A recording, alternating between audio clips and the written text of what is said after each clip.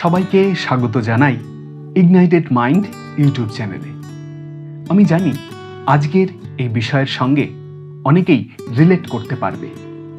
বন্ধুরা বা আশেপাশের সবাই প্রেম করছে, শুধু আমিই কেন একা? তুমি হয়তো দেখো তোমার ক্লাসমেট বা বন্ধুরা সবাই কারো না কারোর সাথে রিলেশনশিপে আছে। কেউ কাউকে গিফট দিচ্ছে বা কেউ কারো হাতে হাত ধরে হাঁটছে, কেউ আবার ইনস্টাগ্রামে রোমান্টিক পোস্ট দিচ্ছে, আর তুমি একা। তখন কি মনে হয় তুমি কি একেবারেই ফেল? না বন্ধু, একদম না। আজকে আমরা কথা বলবো কেন এই একা থাকাটা দোষের কিছু না, বরং এটা তোমার জীবনের একটি স্পেশাল সময় হতে পারে।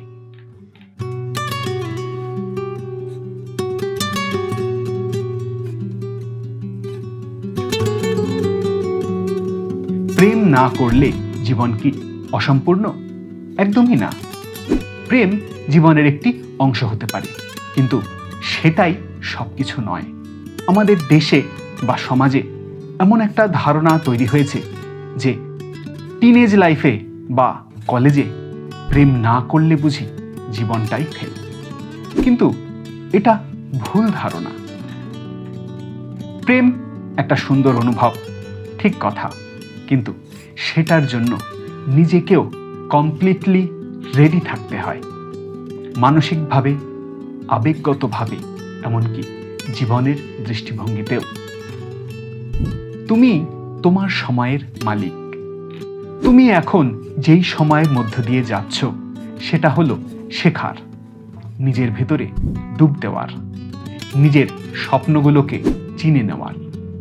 এই বয়সে অনেকেই প্রেমে পরে সেই প্রেমের দিকেই এতটাই মেন্টালি নিজেকে ইনভেস্ট করে ফেলে যে নিজের লক্ষ্য, নিজের স্বপ্ন থেকে দূরে সরে আসে। তুমি যেহেতু এখন একা, তুমি চাইলে তোমার সময়টা নিজের জন্য ব্যবহার করতে পারো।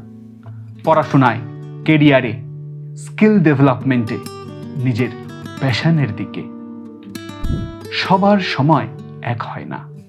আজ যারা প্রেম করছে তাদের জীবনের সময় হয়তো সেটার জন্য ঠিক আছে, কিন্তু হয়তো তোমার সময় এখন অন্য কিছুর জন্য।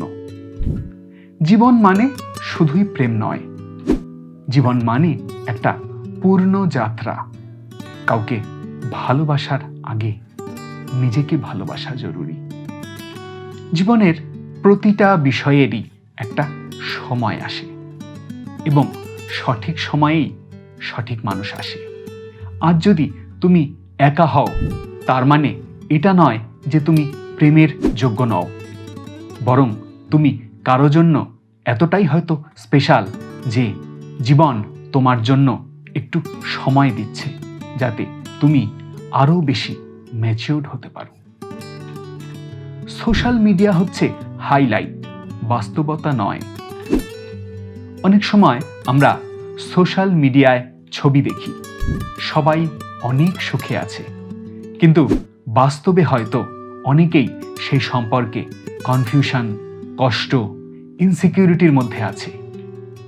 সোশ্যাল মিডিয়া একটা ইলিউশন তৈরি করে, যেন প্রেম মানেই রোমান্স, ঘুরতে যাওয়া, গিফট দেওয়া। কিন্তু প্রেম মানে হচ্ছে একে অপরের পাশে থাকা, কেয়ার করা, বোঝা, এবং সেটা অনেক সময়ই চ্যালেঞ্জিং হয়। তাই শুধু বাহ্যিকতা দেখে একা থাকা নিয়ে হীনমন্যতা তৈরি করার কোনো মানে নেই। নিজের ভেতরটা সাজাও। তুমি যখন নিজের ভেতরটা সাজাবে, আত্মবিশ্বাসে ভরবে, নিজেকে ভালোবাসবে, নিজের লক্ষ্যগুলোর দিকে এগোবে, তখন একসময় এমন একজন তোমার জীবনে আসবেই যে তোমাকে সম্মান করবে, বোঝার চেষ্টা করবে।